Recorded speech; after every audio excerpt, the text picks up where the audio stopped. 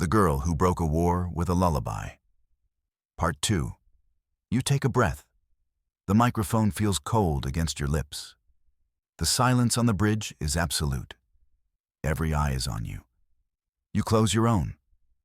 You find the quiet place inside, the place where the memory of the song lives. You begin to hum. The melody fills the speakers. It travels from the ship, a tiny, fragile thing in the vast emptiness of space. It crosses the void. It washes over the Kroll fleet. On the main screen, the red icons stop their aggressive advance. They just stop. A wave of silent disbelief washes over the bridge. Officers look at their screens, then at each other, then at you. The Kroll ships hang in space. Their engine flares dim. Their weapon ports remain closed. They are listening. The tension on the bridge does not break. It changes. It becomes something new, something strange. You continue to sing the words. The song of sleeping stars. The song of a gentle moon. It is a message in a bottle from a dead world, sent to an enemy that has never known peace. The Kroll do not respond with violence. They do not flee. Instead, something reaches back to you. It is not a sound. It is a presence in your mind. It is not the angry shriek of the screamer. It is a vast, echoing question, a feeling of immense curiosity. It brushes against your thoughts gently, like a great beast sniffing a small flower. The Kroll fleet heard your lullaby, and now it wants to know more. The admirals argue in the briefing room again. The taste of victory is confusing. It does not taste like they expected. Admiral Valerius, the one with the white mustache, is not convinced. A temporary halt, he barks, slamming a hand on the table. They are studying us, analyzing our new weapon. They are adapting. He looks at you with suspicion, as if you are a Trojan horse. Admiral Thorne stands by the viewport, looking at the silent Kroll fleet. They did not fire a single shot.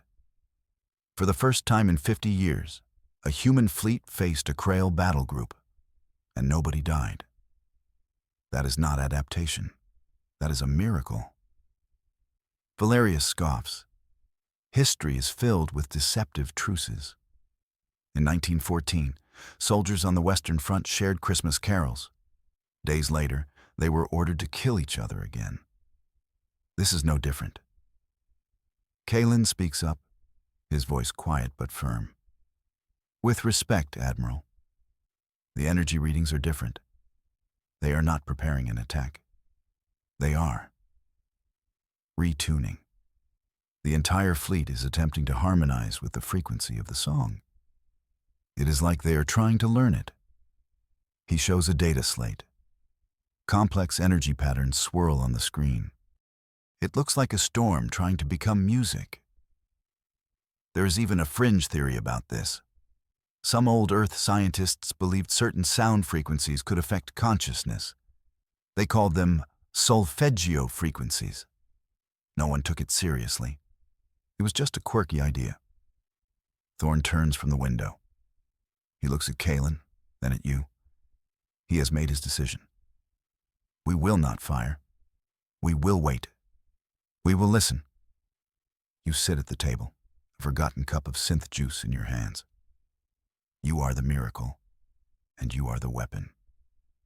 They still do not know which one you are. The waiting is the hardest part. You are given proper quarters now. A small gray room with a soft bed. It feels too empty, too quiet. You are used to the hum of the crawl space, to the distant noise of the ship's heart. Kalin visits often. He brings you nutrient bars and puzzles. He tries to explain what is happening. He says your song was like a key. It unlocked a door in the Kroll hive mind. They are a single consciousness. Millions of bodies, one mind. They have never known individuality. They have never known what it is like to be alone. Your song, born from a mother singing to her child, is a song of two, of one comforting another. This concept is utterly alien to them. They are trying to understand it. They are trying to understand you.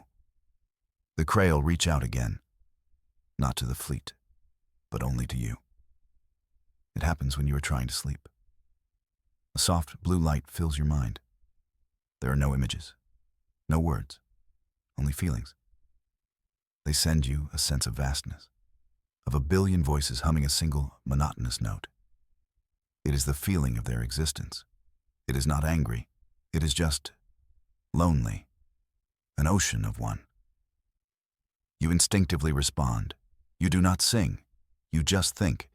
You think of your mother's face, of the warmth of her hand. You send back the feeling of being held, the feeling of safety. The vast blue presence in your mind recoils slightly, not in fear, in surprise, in wonder.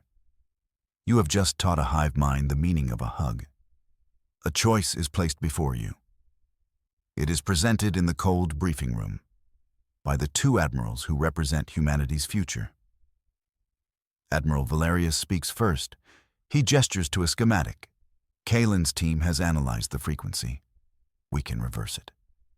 We can create an anti-lullaby, a signal that will not pacify the Krail consciousness, but shatter it. It would be a song of pure discord, a psychic scream that would destroy their hive mind. It would end the war. Instantly, he calls it the Requiem frequency, a song to end a species. Then Admiral Thorne speaks. He shakes his head. Or we can continue to talk. For the first time, we have a chance at peace, a chance to understand. He looks at you, his granite face holding a plea.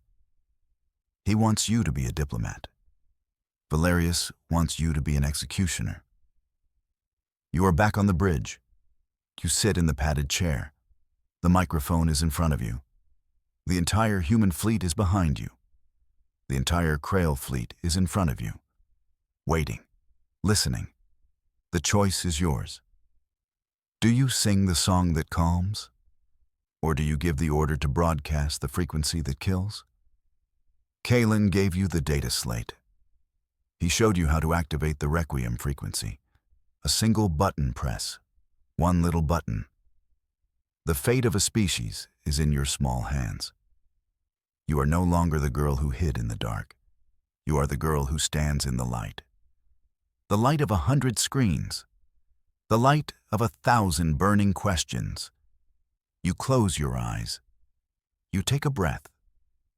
And you begin to make your choice. The song begins.